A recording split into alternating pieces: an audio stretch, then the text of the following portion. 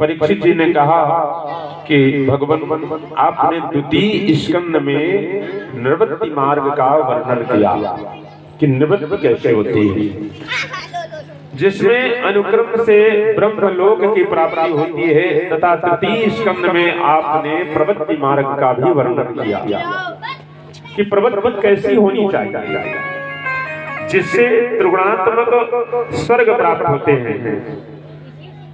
आपने यह भी बतलाया कि अधर्म करने से अनेकों नरकों की प्राप्ति होती है, और उसका विस्तार से 5वें स्कंद में वर्णन भी किया। भगवान, अब मैं ये उपाय जानना चाहता हूं कि जिसके अनुष्ठान से मैंने निवृत्ति प्रवृत्ति ये सब जान लिया, निवृत्ति भी जान ली और प्रवृत्ति भी जान ली कि प्रवृत्ति कैसे होनी चाहिए।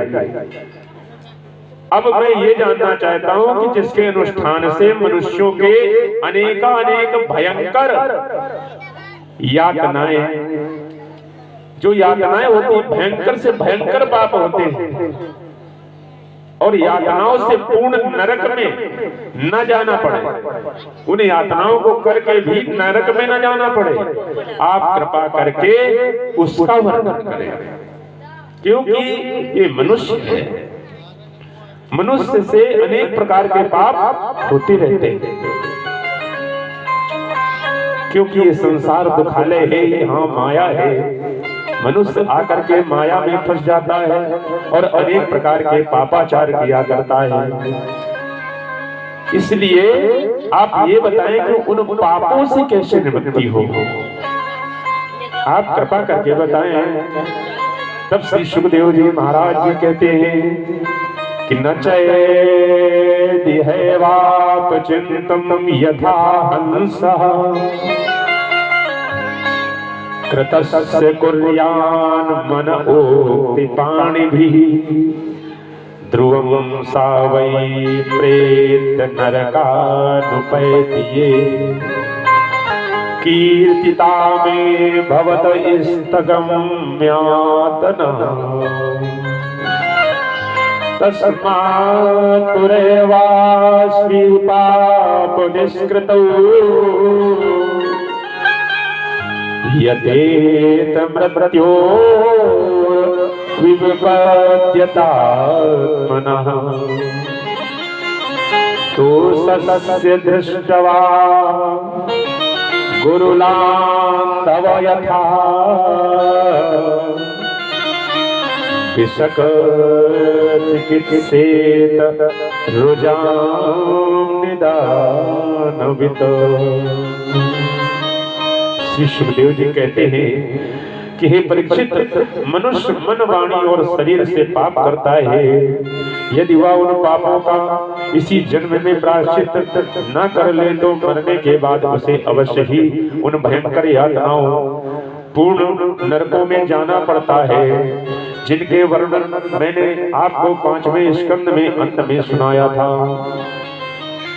इसलिए बड़ी सावधानी और सजगता से के साथ रोग एवं मृत्यु पहले ही शीघ्र से शीघ्र पापों की गुरुता और लघुता का विचार करके उसका प्रायश्चित कर डालना चाहिए। जैसे मर्मज्ञ चिकित्सक रोगों का कारण और उसकी गुरुता लघुता जान करके झटपट उसकी चिकित्सा कर डालता है।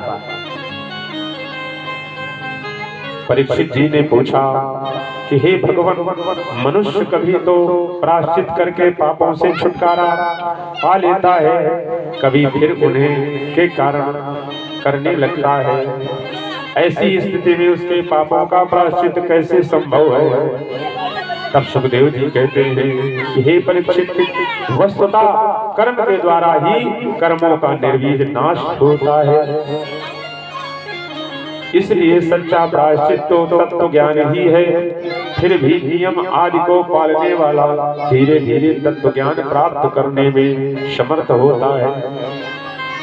जैसे बांसों के झुरमुट में लगी आग बांसों को जला डालती है, वैसे ही धर्मज्ञ और निष्ठावत धीर पुरुष शरीर, वाणी और मन से उत्पन्न होने वाले बड़े पापों का भी मन तथा इंद्रियों की एकाग्रता रूपी तप से 8 प्रकार के ब्रह्मचर्य से मन के नियम पूर्वक संयम से सम से वाय इंद्रियों के दमन रूप दम से नाश कर सकते हैं।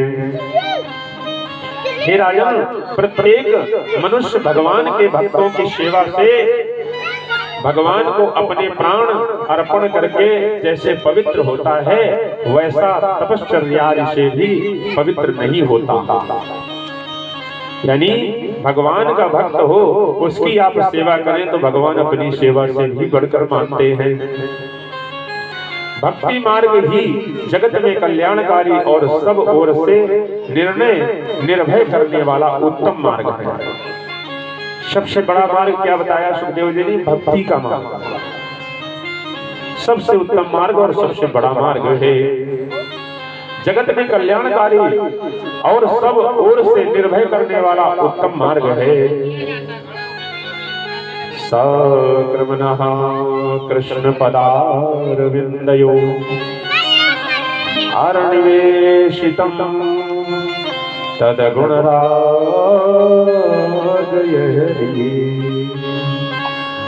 न ते यमं पाशमृतश्च तदभता सपने विपश्यन्ति जीर्ण निष्कृताः। श्री सुखदेव जी कहते हैं, परीक्षित, जिन्होंने अपने भगवत गुणानुरागी मन मधुकर को भगवान श्री कृष्ण के चरणविंद मकरंद का एक बार पान करा दिया, उन्होंने सारे प्रायश्चित कर लिए। वे स्वप्न में भी यमराज और उनके पाशधारी दूतों को नहीं देखते। फिर नरक की तो बात ही क्या है। इस संबंध में एक प्राचीन इतिहास है, वह मैं तुम्हें सुनाता हूं। यानी भगवान के श्री चरणों का जिसने सेवन कर लिया वो पाप में नहीं जाता है। यानी भगवान श्री नारायण को प्रतिदिन स्नान ध्यान करा करके उनका पूजन भजन जो करता है वो पापगामी नहीं होता है।